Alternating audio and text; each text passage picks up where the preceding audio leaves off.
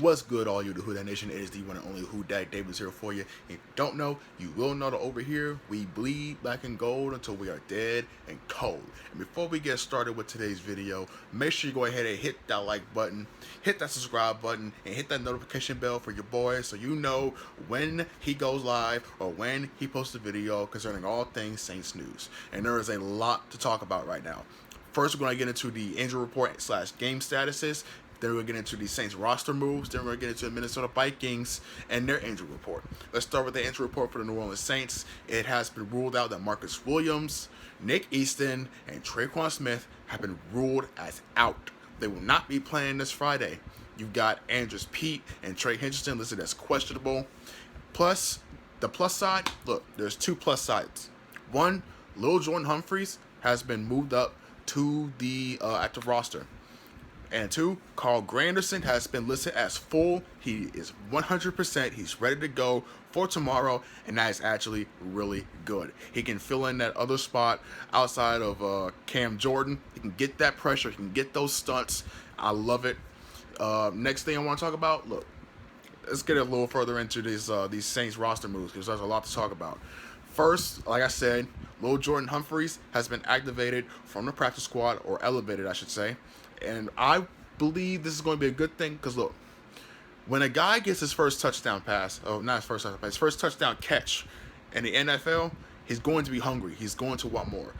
I think this is a good move for Lil Jordan Humphreys. This is something for him to build off of, to build that chemistry with Breeze and show this Saints staff that he could be a reliable starting receiver for this team going forward. So shouts out to Lil Jordan Humphreys, continuing to gain that trust, continuing to build off that momentum. Secondly, Jameis Winston has been activated from the from the COVID-19 list. Getting Jameis Winston back is going to be big. Why? Because it frees up more of Taysom Hill in a receiving / tight end position, and we all know how Jared Cook has been a little slow coming out of the gate. Out of the gate, he's been slow all season. So him coming back into that receiver / jack of all, well, pretty much the jack of all trades role is going to be big in terms of filler. Okay, it just shows a lot of the depth, the quality depth this offense and defense has. Secondly, Marquez Callaway has officially been activated from injured reserve. So not only are they going to get Taysom Hill, they are going to get my boy Marquez Callaway involved in the receiving core, and it's going to be big because he's going to need to be that number 2 guy on the opposite of Emmanuel Sanders. The next thing, look, Patrick Omameh, I hate to say it, but he's been waived. But the good thing is Tommy Lee Lewis was waived. So Patrick Omameh and Tommy Lee Lewis, they were both waived. That's unfortunate for Patrick, but good thing about Tommy Lee Lewis because that return game was just non-existent. No matter how fast he happens to be, he just doesn't seem to get north and south like Deontay Harris, and it's frustrating to watch. Secondly, Traquan Smith has been added to the injured reserves. It's unfortunate, man, because look, we already have Michael Thomas and Deontay Harris on injured reserve already. Now Traquan Smith is going there. It's I don't know what to say to that, man. I really don't. I hope Traquan Smith is able to play by the time the Saints need him. I hope they get out of the wild card this year, so Traquan Smith can have a chance at the at playing in the postseason this year. Overall, with these moves, it's interesting, man.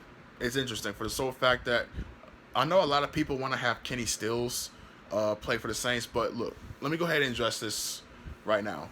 There is absolutely no way the New Orleans Saints are going to sign Kenny Stills. Kenny Stills is not just your serviceable, backup wide receiver. He is a starter receiver who deserves some sort of starter money. The Saints are tied as it is. They are pressed. They can't have another big name receiver because they're going for financial reasons. And on top of that, by the time they actually do get around to signing him, COVID protocols come in. He's not going to be able to play this week anyway. And by the time he is available next week, guess what? We're going to have Deontay Harris, Michael Thomas back from injured reserve. Marquez Callaway is already back. And that's going to be big in terms of getting this receiving core healthy for the postseason. So you can lean on Emmanuel Sanders, you can lean on Marquez Callaway until postseason starts. Then you get almost your entire arsenal back. Secondly, let's go ahead and take a look at this thin, very thin Vikings defense. Look, very big notable names are not going to be playing tomorrow. Names include Kyle Rudolph, Troy Dye, and Eric Kendricks. Those are three big names. And Alexander Madison, the running back, but that's not much of a big name because, Dalvin Cook getting most of that work anyway. But he does occasionally get swapped in for Dalvin Cook just to give him that rest. But either way, look, that's big. Those are some big names to lose for tomorrow's game. In terms of questionables, Armon Watts, he's questionable. There was another one that was questionable and another one that's doubtful. Troy Dye was a doubtful one. It looks like he's going to be out anyway. That's why I said he was out. But look, my keys to prediction right now. Let's go ahead and get into that. Key number one, you have to run the football. Look, they are going to be without Troy Dye. They're going to be without Eric Kendricks, a top 10 linebacker this year. You need to pound that football at them. You need to test those linebackers, whoever they got back there. This defensive line for the Vikings is going to be a little thin. Also, you need to pound the football. You need to pound the football, set up the play action, let these guys up front win the line of scrimmage, and just control the clock, man. You don't need to be flashy. Just get it. Just be efficient. Secondly, look, my keys to victory, you have to limit Justin Jefferson.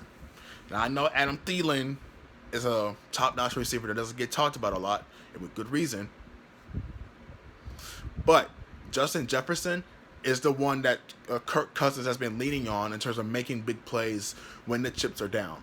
You need to control Justin Jefferson throughout this entire game. He is competing right now with Justin Herbert as the offensive rookie of the year, and rightfully so. All right, let's give credit to where it's due. Another LSU star is going out here balling, making plays, being that reliable guy. But look, right now, I don't like Justin Jefferson. So you need to limit him. If you get beat by Justin Jefferson, you're probably going to lose. Why? Because you're going to be without Marcus Williams.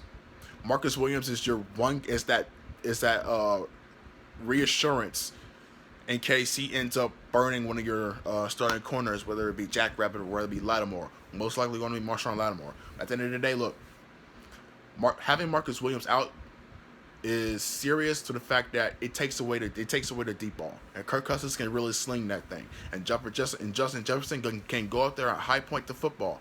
So you have to find a way to contain him as much as possible. It's fine if Adam Thielen is on an island by himself or Jack Rabbit, because Jack Rabbit can hold Adam Thielen. Okay, he can. He's done so in terms of other top-notch receivers so far this season. He's done against KJ Hamler, a speedy guy. He's just like Adam Thielen in terms of route running. Justin Jefferson is my main concern. And he's going to be without Kyle Rudolph. Okay, so that's one weapon they don't have to worry about on defense. My third keys to victory, this defensive line has to get home. I understand that Trey Hendrickson is going to be limited, and you don't want him re-aggravating that neck injury. So you need to manage him, have a little load management going into that game. Okay, I know you're playing for the division. I know you're playing for seeding, but not at the expense of your players. So, Marcus Davenport, Cameron Jordan, Carl Granderson, they have to put in that work. Okay, they have to put in that work. They have to get pressure. The interior also has to get pressure. Malcolm Brown is set to come back, hopefully. I think he was questionable also. But the interior of the Saints defensive line is still stout. They still got Sheldon Rankins. They still got David Onyemata. They still got Malcolm Roach. These guys can get pressure. And they got Shy Tuttle. Okay, so those three right there, actually those four, my bad. Those four, they can get home. You have to win up front in terms of the interior. You have to keep Kirk Cousins in the pocket also. That guy can scramble when he needs to. He did so last week against Chicago. Don't let him beat you with his legs. Y'all been playing the run pretty soft as the late Saints. I get these guys are a threat outside, but don't try to take away all that threat. I know you did so against Patrick Mahomes, but understandably so, it's Patrick Mahomes. And he's got a lot of speed out there with Tyreek Hill, Travis Kelce. I get that. But you shouldn't do so this game. They don't have Kyle Rudolph. They don't have Armand Watts. They don't have Alexander Madison. They're very thin on both sides of the ball. So you need to take full advantage of it. Do not sleep on this team. Please, for the love of God, do not take this team lightly. And y'all know why I shouldn't take this team lightly. If y'all go out here and you stink up the joint, you're in trouble. Because now you got to play seriously against the Carolina Panthers going forward into next week. Look, you can't rely on Tampa Bay Buccaneers to lose a game. They're most likely going to win out. Atlanta's probably going to choke against them again when they go on the road to try to face them in their house. And they are definitely not losing to the Detroit Lions. I know a lot of people are going to say, I don't know, but Cincinnati beat Pittsburgh. Look, Pittsburgh is Pittsburgh. Tampa Bay is Tampa Bay. They don't have Pittsburgh doesn't have Tom Brady. He's not that good as Drew Brees, but he's still one of an all-time greats. He's still a Hall of Famer. He still is able to adjust the offensive line, adjust coverages, adjust blocking schemes, all that good stuff. Detroit Lions is going to play with a lot of heart, but they're not beating Tampa Bay. Okay, let's get that out. Let's get that out of the way right now. Let's get out of the way right now. You have to handle business. You have to handle your own business. Do not go out here and lay an egg. Do not let them come into our building and give you guys a lump of coal. A lump of coal. Otherwise, you're going to have a lot of angry Grinches in those stands. Whoever's going to be watching in the stands. Just don't do it. Either way, man. Look, at the end of the day, this is an important game. It's an important game for a lot of different reasons. Reason number one, like I said, you win a division. Reason two, it shuts up a lot of haters, a lot of doubters, a lot of Tom Brady fanboys, a lot of Buck bandwagoners that apparently Tampa Bay is going to come in here and win a division just because Tom Brady is under center. Number three, you knock out your kryptonite out of playoff contention in the Minnesota Vikings. That's big. That's big, man. Handle business. Y'all got this. I know y'all got this. So what if you don't have Traquan Smith? So what if you're probably going to be without Andrew Speed? Doesn't matter. Handle business. Y'all got the depth. Y'all got quality depth. Handle business. Y'all are in color rushes also. Remember the last time the Saints were in color rushes? They done went up and down on the field on Tampa Bay, 38-3. Let this offense be efficient.